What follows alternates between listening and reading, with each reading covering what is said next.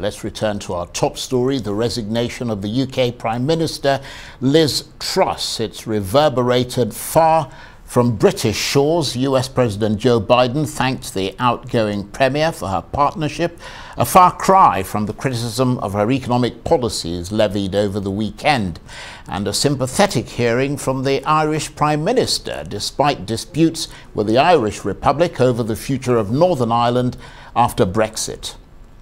Right thing. Well, that's for her to decide. But look, she was a good partner on Russia and Ukraine, and the British are going to solve their problems. But she was a good partner. On a personal level, I sympathise with her. I think it's been a very difficult time for the British Prime Minister, given all that has happened and so on. And then, therefore, I think what's important as Britain's nearest neighbour, we have significant economic and relationship and many other relationships with the United Kingdom. I think stability is very important, and we would like to see the UK system within its capacity to be in a position to have a successor selected as quickly as possible, and that stability will be brought to the situation given the fairly significant geopolitical issues facing Europe, not least the issues I've just discussed, the war in Ukraine and the energy crisis. The Irish Taoiseach there. Now, of course, the downfall of Miss Truss began with a failed economic plan, one that sent UK markets into a tailspin and invoked some heavy criticism from the likes of the IMF. Almost all of her economic plan has been scrapped by her new Chancellor. So what does her departure mean for the UK's worsening economic crisis? Well, for more on that, let's speak to Arise business correspondent Laurie Laird, who's in London. Good to see you, Laurie. Help us to look at Liz Truss and what went wrong for her. Did it all ultimately come down to the economy and that financial statement that she made at the end of September, which is now referred to as the mini budget?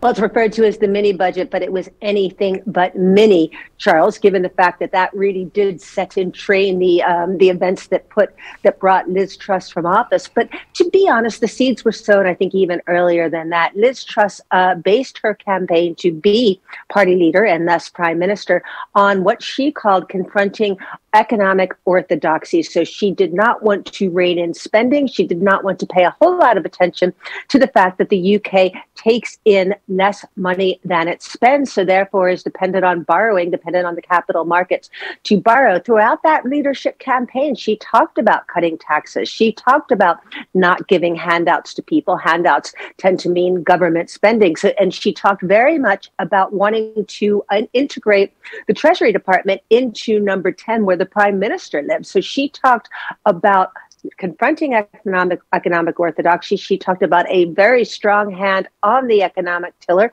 She talked about igniting growth. So this was all, to a certain extent, we knew what we were getting. Liz Truss didn't try to do anything differently in office than she promised to do on the campaign trail. The problem is that on the campaign trail, it was more of a theoretical thing, and most economists thought that it wasn't a particularly sound way to run an economy. And we got proof of that when she did announce, or she got her Chancellor Kwasi Kwarteng to announce the so-called mini budget on the 23rd of September, where he put some of those ideas she campaigned on into practice, and the markets went ballistic. Well, absolutely. And is her departure, though, going to make it difficult for the government to stick to the timetable that it's set for itself? I mean, even though it looks like Jeremy Hunt is going to be continuing as Chancellor, because, I mean, the next big milestone is the 31st of October, when the medium-term fiscal plan is expected to be delivered, and the new Prime Minister will barely have enough time to collect the keys to Downing Street before they have to deal with it. It's a very good question, Charles. And remarkably, the markets have taken the departure of Liz Truss in their stride. Sterling is down a little bit today, but not all that much, and probably not because of Liz Truss's departure, more because a key Bank of England person, Governor Brent Broadbent, said that perhaps interest rates won't rise as much as the markets think so.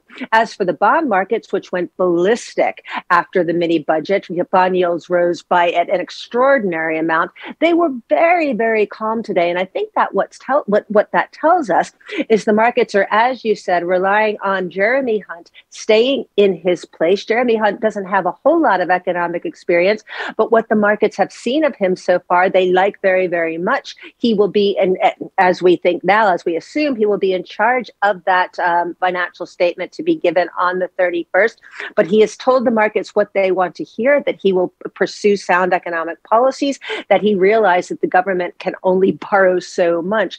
The markets are not looking at all at the choice of prime minister at this moment. They're looking at and hoping that Jeremy Hunt remains in his place. Now, as the leadership race starts to unfold, if the markets see that someone along the lines of Liz Truss, someone who's thought of as perhaps not familiar with, I was going to say economic fanaticist, but that's a little bit strong. But if they see somebody inexperienced, perhaps a Penny Mordaunt or a Kemi Badenoch sort of candidate, that might scare them a little bit. But I think the markets right now are counting on Rishi Sunak in combination with Jeremy Hunt. That's a combination they quite like. If it starts to look different than that, then I think we might see the markets go skittish again.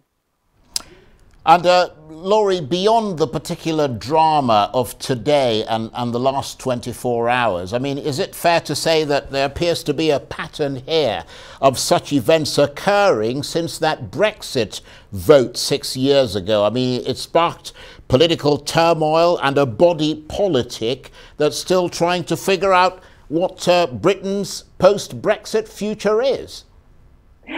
Charles, you make an absolutely excellent point there. And I think the campaign for Brexit is when we first started to see an ignoring of economic experts. And I think you'll remember people campaigning for Brexit, including Boris Johnson, saying, we've heard enough of experts. We don't want to hear from those experts anymore. So that really was the start of throwing away economic orthodoxy.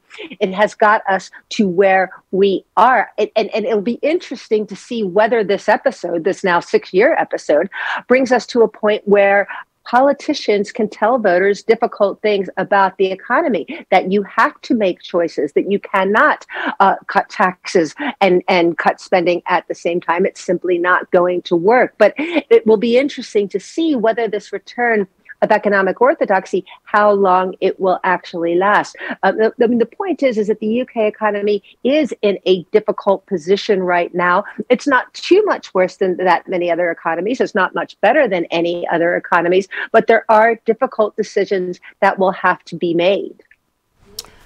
Laurie, thanks very much indeed. A very complicated, fast-moving situation in Britain. Laurie Laird, Arise business correspondent, talking to me from London.